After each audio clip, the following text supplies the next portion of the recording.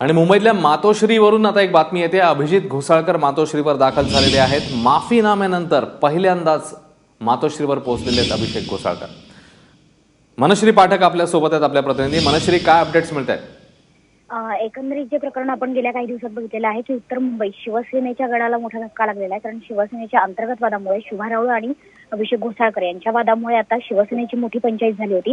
मात्र हा वाद मिटवला गेला अभिषेक घोसाळकर यांच्या माफीनाम्यानंतर, आणि माफीनाम्यानंतर आता पहिल्यांदाच अभिषेक घोसाळकर हे मातोश्रीवर दाखल झालेले आहेत। नेमकं कारण चर्चेचं काय आहे मातोश्रीवर जाण्याचं हे अजून गुलदस्त्यात असलं तरी सुद्धा हे स्पष्ट आहे की जो मधल्या काळात वाद झालेला आहे त्याच्यामुळे अभिषेक घोसाळकरांची उमेदवारी देखील धोक्यात आलेली आहे।